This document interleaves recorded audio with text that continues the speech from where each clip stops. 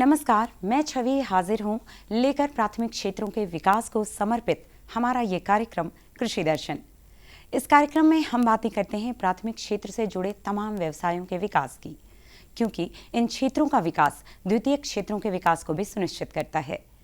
कई बार फसल अच्छी होती है या पशुपालन में पशुओं का स्वास्थ्य अच्छा होता है, लेकिन बीमारियों के प्रकोप के कारण उनकी उत्पादन क्षमता पर बुरा असर पड़ता है। तो कार्यक्रम की आज की कड़ी में हम इसी बारे में करेंगे चर्चा, लेकिन सबसे पहले हमेशा की तरह डालेंगे नजर खबरें खेती की पर। नमस्कार, खबरें खेती की में आप सभी का स्वागत है। सबसे पहले नजर डालते हैं मुख्य समाचारों पर। पशुपालकों और मत्स्य पालकों हेतु राहत बचत योजना अंतर्गत लाभ वितरण समारोह का आयोजन। बेहतर उत्पादन के लिए मिट्टी जांच जरूरी और किसानों के लिए बेहद उपयोगी रिपर मशीन। पशुपालन विभाग ने राहत बचत योजना अंतर्गत लाभ वितरण समारोह का आयोजन किया। इस योजना द्वारा 12,633 मछुआरों को लाभ मिले। पशुपालन मंत्री अफाक आलम ने डीबीटी के माध्यम से राहत राशि का भुगतान किया। इस मौके पर पशु एवं मत्स्य विभाग के प्रधान सचिव एन विजय लक्ष्मी ने कहा कि बिहार राज्य मछली उत्पादन में आत्मनिर्भर बना है। राज्य में मांग से ज्यादा उत्पादन हो रहा है, जिससे कई राज्यों में मछली भेजने का काम किया जा रहा है। पशुपालक भाई बहनों, अपने पशुओं को इन दिनों के मौसम में लंपी बीमारी से बचाव के लिए टीका अवश्य लगवाएं। पशु एवं विज्ञान महाविद्यालय पटना के वैज्ञानिक डॉक्टर पुष्पेंद्र कुमार सिंह ने बताया कि अगर आपके पशु में लंपी बीमारी का लक्षण है तो इसका एकमात्र इलाज है टीकाकरण। टीकाकरण कराकर ही पशु को ठीक किया जा सकता है। तो हमारे किसान भाई अपने पशुओं में जब भी इस तरह का अगर उन्हें लगता है, जब भी उन्हें ये समझ में आता है कि पशु मुख्यतः जो लक्षण है इस बीमारी के वो हैं कि बहुत तेज़ी से बुखार होता है, गले में, सर के ऊपर, और जो अडर है, जो दूध जो अडर सिस्टम है वहाँ पर फफोले पड़ जाएंगे, वहाँ गांठ बन जाएगी और उनका चूँकि ट्रीटमेंट नहीं हो पाता तो धीरे धीरे वहाँ पे घाव बन जाता है। तो जब भी इस तरह के लक्षण यदि किसान भाइयों को मिले तो नज़दीकी जो पशु चिकित्सक है उनसे परामर्श लेकर के वो वैक्सीनेशन करा सकते हैं अपने हर्ट्स में। किसान भाई बहनों, आप अपने फसल का अच्छा उत्पादन लेना चाहते हैं तो मिट्टी की जांच अवश्य करवाएं। इसके लिए आप अपने नज़दीक के मिट्टी जांच प्रयोगशाला में अपना मिट्टी की जांच करवा सकते हैं। इससे पता चल सकेगा कि आपकी मिट्टी में कौन सी उर्वरक की कितनी ज़रूरत है। इस विषय पर विशेष जानकारी दे रहे हैं कृषि अनुसंधान केंद्र पटना के वैज्ञानिक डॉक्टर निखत यास्मीन आजमी।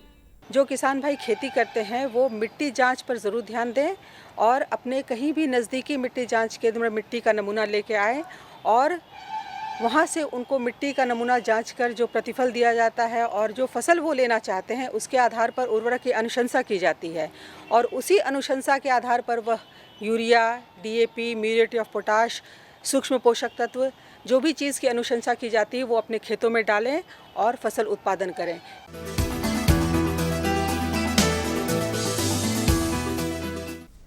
सफलता की इस महत्वपूर्ण कड़ी में आज हमसे जुड़ रहे हैं ग्राम बैकटपुर, जिला पटना के प्रगतिशील किसान महेश कुमार। इन्होंने 3 बीघा में मक्का की खेती कर लागत मूल से 2 गुना मुनाफा लिया है। इनका कहना है इस क्षेत्र में नील गाय से फसल नष्ट होने के बावजूद भी मुनाफा हो रहा है। सब्जियों में प्याज का प्रयोग लगभग हर सब्जी और हर मौसम में होता है, इसलिए इसकी साल के 12 महीने बाजार में मांग रहती है।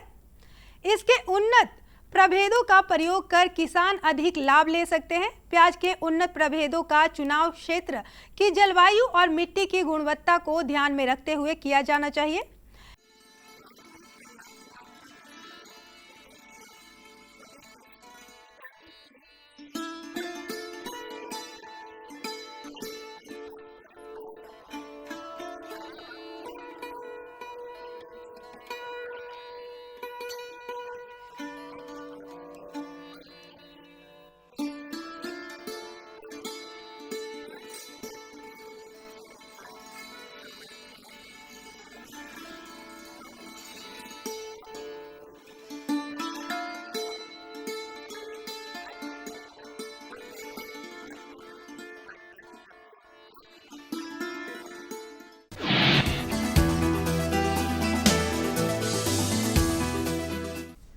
रीपर मशीन बहुत ही हल्की और उपयोगी मशीन होती है जिसका कुल वजन 8 से 10 किलो तक होता है।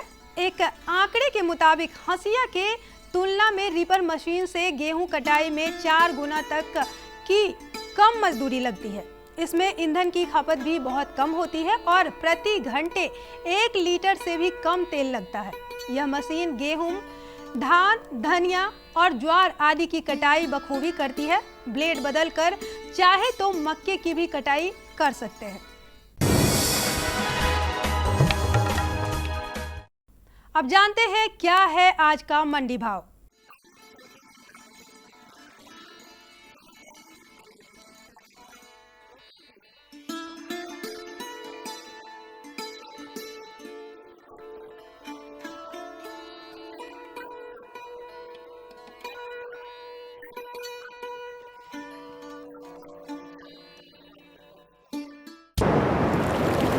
समय है मौसम पूर्वानुमान का।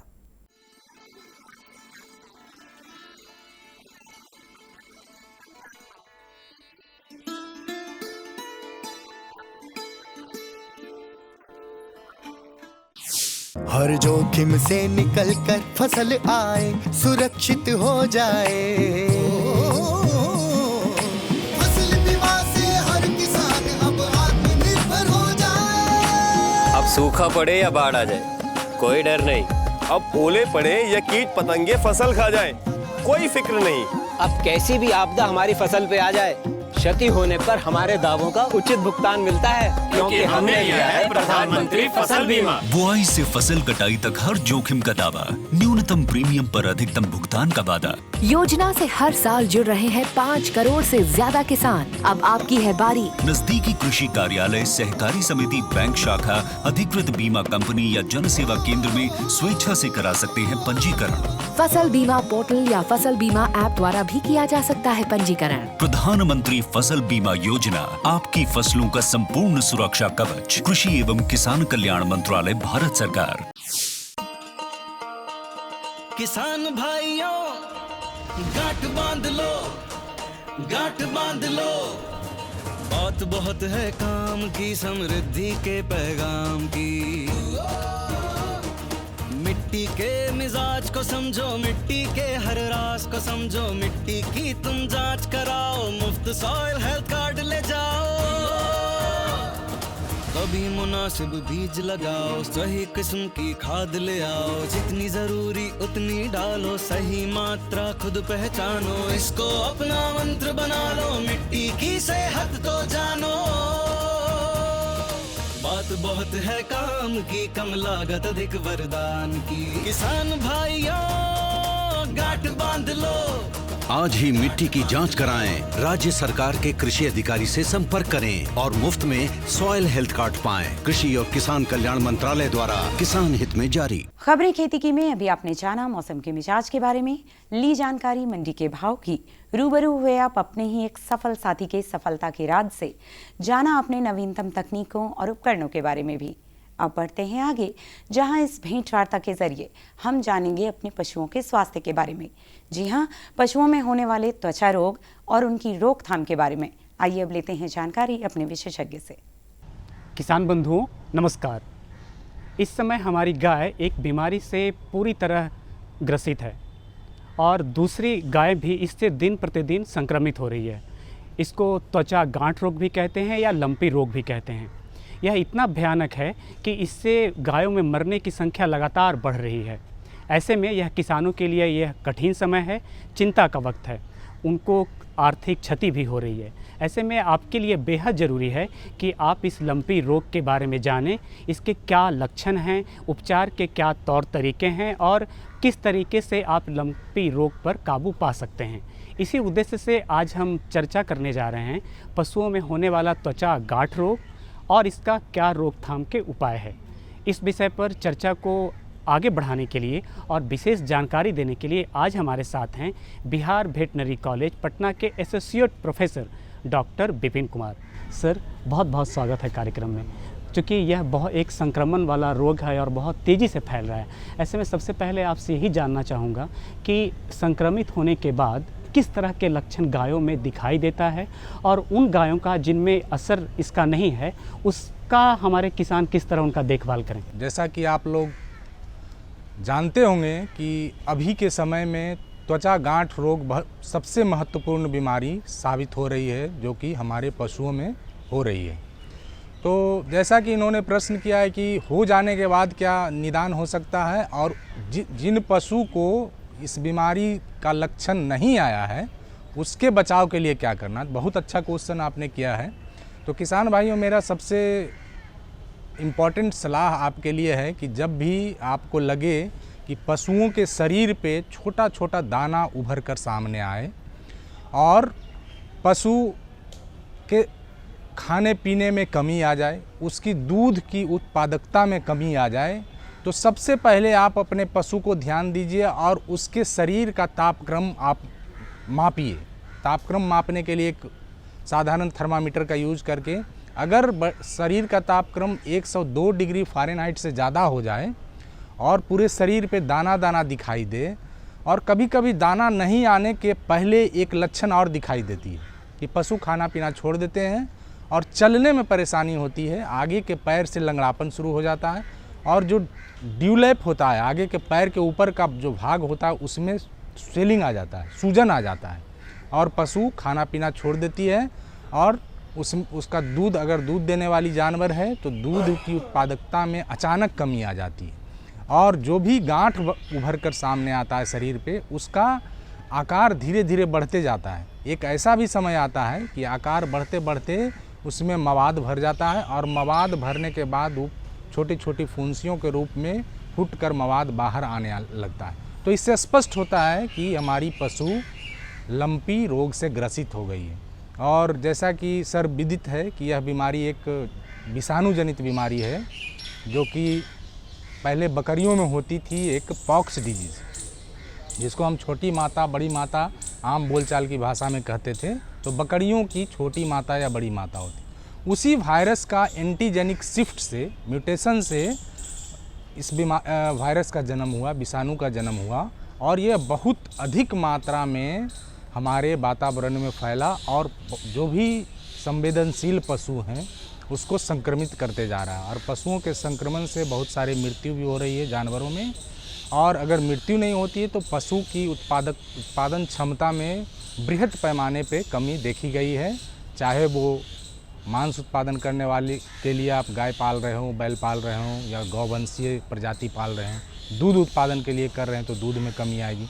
तो इस तरह से किसान भाइयों को भारी आर्थिक नुकसान सहना पड़ रहा है। सर, अब सीधे मुख्य विषय पर आते हैं कि अगर उन्हें ये हो गया कि लंपी रोग है तो तत्काल उन्हें कौन सी दवा क्या करनी चाहिए, पशु चिकित्सक से मिलना चाहिए, क्या करना चाहिए और मृत्यु की कितनी संभावना इसमें है अगर वो लेट इसके उपचार शुरू करते हैं तो? जहाँ तक लंपी रोग ग्रसित पशुओं के उपचार की बात है तो सभी लोग को पता है कि यह एक विषाणु जनित बीमारी है। विषाणु के प्रति या विषाणु के अगेंस्ट कोई दवा बना नहीं है, खासकर जानवरों के लिए। आदमी में तो कुछ विषाणु के जो रोग होते हैं उनके प्रति दवा बन गई है, लेकिन पशुओं में नहीं बनी है। लेकिन फिर भी हम लोग लाक्षणिक उपचार करते हैं। जिस तरह का लक्षण आता है पशुओं में उसके लिए उपचार की व्यवस्था है। तो मेरा सलाह होगा कि जो भी किसान भाई अगर अवेयर हैं, बहुत सारी चीज़ों को जानते हैं, तो सबसे पहले पशुओं में जो इम्यूनिटी होता है उसके बढ़ाने के लिए एक दवा देने की आवश्यकता होती है। किसान भाई अगर मेरा प्रोग्राम आप देख रहे हैं तो आप अपने नोट कर सकते हैं, एक दवा आता है लेवामिजोल। लेवामिजोल 75 नाम से एक दवा आता है, 30 ml का वायल बाज़ार में उपलब्ध है। उसको 7.5 ml चमड़ा में सुई दिलवा दें। सबसे पहला उपचार का यही तरीका है। उससे क्या होगा, पशु का अपना जो रोग प्रतिरोधक क्षमता होगा अचानक वृद्धि हो जाएगी और वायरस को शरीर खुद मार देगा। दूसरी बात है, चूँकि लंपी रोग में संक्रमण भी होता है, सेकेंडरी बैक्टीरियल कॉम्प्लिकेशंस होते हैं, तो उससे बचाव के लिए एक एंटीबायोटिक, सस्ता से सस्ता एंटीबायोटिक डाइक्रिस्टीसिन स्ट्रेप्टोमाइसिन का कॉम्बिनेशन आता है, वो लगाएं, 3, 4, 5 दिनों तक लगाएं। और दूसरा एक इम्यूनोमोडुलेटर और आता है जो बृहद पैमाने पे फील्ड में यूज हो रहा है पशुओं में, उसको हम लोग कहते हैं आइवरमेक्टिन। आइवरमेक्टिन बाज़ार में उपलब्ध है। उसका 10 ml चमड़ा में एक बार देना है, दोबारा नहीं देना है। और जो पशु में बुखार है, लंगड़ापन है तो उसके लिए एंटीपायरेटिक एनाल्जेसिक बहुत सारी दवाइयाँ बाज़ार में उपलब्ध हैं, तो उसका रेगुलर डोज यूज करना है। और कुछ टैबलेट भी आते हैं मार्केट में, जैसे बोवीहिल और बहुत सारी हैं, टीवर्ब है, बहुत सारी दवाएं उपलब्ध है जिसको आप यूज कर सकते हैं। इससे आपकी पशुओं की मृत्यु दर में बहुत ही कमी आएगी और अगर प्राकृतिक रूप से जो पशु ठीक हो रहा है उसमें जल्दी ठीक होगा। तो इस तरह से हम लोग पशुओं का बचाव कर सकते हैं। और जहाँ तक मृत्यु की बात आती है तो बहुत ज़्यादा मृत्यु नहीं होती है, कुछ मृत्यु लेकिन रिपोर्टेड है कि जो सीवियर संक्रमण से ग्रसित है उसमें मृत्यु भी होती है। सर, आपने बहुत ही समकालीन विषय पर एक व्यवहारिक तरीके से हमारे किसानों को बताया कि किस तरह वो लंपी रोग से अपने पशुओं को बचा सकते हैं। कार्यक्रम में आए इसके लिए बहुत बहुत धन्यवाद। धन्यवाद। प्रधानमंत्री किसान सम्मान निधि, उसका लाभ उन किसानों को मिलेगा जिनके पास 5 एकड़ से कम भूमि है। आजादी के बाद देश के इतिहास में किसानों के लिए बनी ये सबसे बड़ी योजना है प्रधानमंत्री किसान सम्मान निधि। इस योजना के तहत 2 हेक्टेयर तक की जोत वाले किसान परिवार को 6,000 रुपए का सालाना भुगतान होगा, जो पात्र किसानों को 2-2 हजार की 3 किश्तों में सीधा उनके खातों में जमा होगा। इन पात्र परिवारों का चयन राज्य सरकार कर रही है। इस योजना का पूरा खर्च भारत सरकार वहन कर रही है। सम्मान, जिस पर हमेशा अन्नदाता का हक था, उसे अब वो सीने पर लगाकर घूम भी सकेगा। प्रधानमंत्री किसान सम्मान निधि, किसान की किसानी का नया अभिमान। पशुओं में स्वास्थ्य का ध्यान रखना जितना जरूरी है उतना ही जरूरी है अपनी फसलों को कीट और रोग से बचाना। तो आइए अब जानते हैं धान की फसल में कीट और रोग प्रबंधन के बारे में इस भेंटवार्ता के जरिए। कृषि जगत से जुड़ी तमाम खबरें लिए मैं आपके साथ हूँ। जैसा कि आप जानते हैं कि हम हमेशा नए नए विशेषज्ञों को लेकर के आते हैं और नए नए विषय पर चर्चा करते हैं, जिसमें आपको कहीं जाने की ज़रूरत नहीं पड़ती और हर जानकारी आप घर बैठे हासिल कर लेते हैं।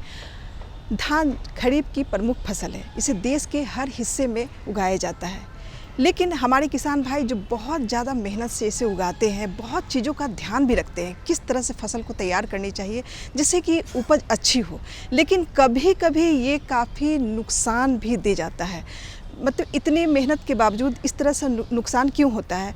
कभी कभी कीट और रोग का इस तरह से ये हो जाता है प्रकोप कि जिसकी वजह से परेशानी का सामना करना पड़ता है। तो आज जो हमारी चर्चा का विषय है वो है धान में कीट एवं रोग प्रबंधन, जिस पर बातचीत करने के लिए हमारे साथ जो हमारे विशेषज्ञ हैं वो हैं डॉक्टर नदीम अख्तर, वैज्ञानिक हैं, KBK सुपौल से हैं। सर, आपका हमारे कार्यक्रम में बहुत बहुत स्वागत है। सबसे पहले आप हमारे किसान भाइयों को बताइए कि जो अभी धान की खेती हो रही है, तो धान की खेती में हमारे किसान भाई इतनी मेहनत करते हैं कि उनकी फसल अच्छी हो और अच्छी फसल होने के बावजूद उपज अच्छी होने पर व्यावसायिक रूप से भी उन्हें काफ़ी फ़ायदा मिले, लेकिन कभी कभी नुकसान का भी सामना करना पड़ता है क्योंकि उसमें कीट लग जाते हैं और उन्हें काफ़ी नुकसान होता है। तो इसके बारे में ज़रा बताइए। देखिए, मुख्य रूप से जो हमारा धान हमारे बिहार में जो धान की जो भी बेल्ट है हमारे, उसमें मुख्य रूप से रोग एवं कीटों का प्रकोप बहुत ज़्यादा होता है। और अगर बारिश की मौसम रही और ज़्यादा ह्यूमिडिटी नमी की मात्रा रही तो फिर कीटों का प्रकोप बहुत ज़्यादा बढ़ जाता है। तो इन कीटों के प्रकोप में जो मुख्य रूप से हैं कि वो तना छेदक कीट है, दूसरा जो हमारा पत्र लपेटक है, और तीसरा जो भूरा मधुआ कीट है, उनके प्रकोप से मुख्य रूप से हमारे किसानों को धान की खेती में बहुत ही ज़्यादा नुकसान उठाना पड़ता है। सर, आपने जो बताया इसमें कीटों का प्रबंधन कैसे करें? मुख्य रूप से जो मैंने बताया कि तना छेदक जो सबसे मुख्य रूप से लगने वाला कीट है, इसका प्रबंधन आप खड़ी फसल में जो दवाई आती है रिजेंट, जो कि हमारा रिजेंट दवाई है, आप इसका छिड़काव कर सकते हैं, जो 5SC के नाम से आता है, जिसकी मात्रा 1 ml प्रति लीटर पानी के हिसाब से स्प्रे करके इस खड़ी फसल में इस कीट को आप ख़त्म कर सकते हैं। दूसरा जो मैंने बताया कि हमारा जो पत्र लपेटक है, जो कि मुख्य रूप से हमारे पत्तों को लपेट करके उसके भीतरी भाग को खा जाता है और हमारा क्लोरोफिल कम कर देता है, जिससे भोजन बनने की मात्रा पौधे में कम हो जाती है। इसके लिए भी आप या तो रिजेंट का इस्तेमाल कर सकते हैं 1 ml प्रति लीटर के हिसाब से, या दूसरा ट्रायोजोफॉस है उसका इस्तेमाल करके आप 750 ml प्रति हेक्टेयर के हिसाब से आप इस्तेमाल करके आप इस रोग से बच सकते हैं। जो तीसरा मुख्य रूप से जो मैंने कीट बताया था वो भूरा मधुआ रोग, जिसकी वजह से हमारे खेत में खड़ी फसल पूरी तरह से आक्रांत होकर भूरी होकर गिर जाती है। इसके लिए आप किसी सिस्टमिक दवा, जिसे अंतःप्रवाही दवा कहते हैं, उस दवा का इस्तेमाल करके इसके प्रकोप से आप बच सकते हैं, जिसमें मुख्य रूप से हमारा इमिडाक्लोपिड है या थायोमेथाक्साम है। इन सब की मात्रा जो रहेगी 1 ml प्रति 3 लीटर पानी के हिसाब से इसका छिड़काव करके आप इन कीड़ों की समस्या से निजात पा सकते हैं और अपनी आमदनी बचा सकते हैं और अपना नुकसान कम कर सकते हैं। सर, आपने बहुत अच्छा बताया। अब ये बताइए हमारे किसान भाइयों को कि इसमें लगने वाले, धान की खेती में लगने वाले कौन कौन से रोग होते हैं और इसका कैसे निवारण करें? जी, आपने सही कहा कि कीटों के अलावा रोगों का भी बहुत ज़्यादा प्रकोप हमारे धान की फसल में होता है, जिसमें मुख्य रूप से जो हमारे किसान अभी बिहार के बहुत ही आक्रांत हो रहे हैं, जिसमें सबसे पहला BLB बैक्टीरियल लीफ ब्लाइट कहते हैं, जिसको जीवाणु झुलसा रोग भी कहते हैं। इसका बहुत ज़्यादा असर हमारे बिहार में देखने को मिल रहा है। इसके निदान के लिए पहले तो इसे पहचानेंगे कैसे? इसे पहचानना है कि वो ऊपरी सतह से या पत्ते की साइड की सतह से ये पत्ता सूखना शुरू हो जाता है और धीरे धीरे वे पूरी पत्ती सूख जाती है और सफ़ेद रंग की हो जाती है और मुड़ जाती है। अगर इस तरह का कोई लक्षण आपके खेत में दिखाई दे रहा है तो आप तुरंत ही जो कॉपर ऑक्सीक्लोराइड दवा है, कॉपर ऑक्सीक्लोराइड की 2.5 kg प्रति हेक्टेयर के हिसाब से और 50 ग्राम जो स्ट्रेप्टोसाइक्लिन दवा है, इन दोनों को एक साथ मिला करके 1000 लीटर पानी में मिला करके आप 1 हेक्टेयर की फसल में छिड़काव करके आप इससे निदान पा सकते हैं। और अगर आक्रांत ज़्यादा हो जाता है तो फिर आप 15 दिनों के अंतराल पे पुनः इसका छिड़काव करके आप इस रोग से पूरी तरह से निदान पा सकते हैं।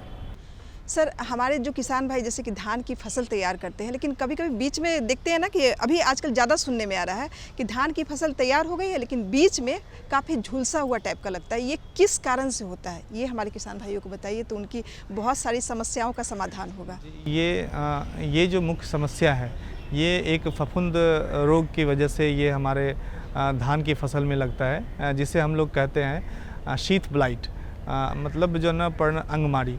इसमें यह हमारा एक फफूंद की वजह से होता है, जिसके में आप अगर वाटर लेवल आपका खेत में पानी लगा हुआ है और उसकी ऊपरी सतह से आप देखेंगे कि उसमें चकत्ते या अजगर या सांप के जैसे जो है वो चकत्ते बन जाते हैं, जिसे आप दूर से देखने पे लगेगा कि आपका पूरा खेत झुलसा हुआ है। तो इसके लिए जो मुख्य रूप से आप इसके निदान के लिए हम फफूंदनाशी में मुख्य रूप से यूज़ करेंगे हेक्साकोनाजोल 2 ml प्रति लीटर पानी के हिसाब से इसका छिड़काव करेंगे, या इसके लिए आप इस्तेमाल कर सकते हैं दूसरी फफूंदनाशी जो बहुत प्रचलित है वैलिडामाइसिन। इसका भी 1.5 ml प्रति लीटर पानी के हिसाब से इस्तेमाल करके आप इस रोग का आसानी से निदान पा सकते हैं। सर, आप हमारे किसान भाइयों को धान में लगने वाले कीट एवं रोग प्रबंधन के बारे में इतनी अच्छी जानकारी दी है, इससे उनकी बहुत सारी समस्याओं का समाधान होगा, तो इसके लिए आपका बहुत बहुत धन्यवाद सर।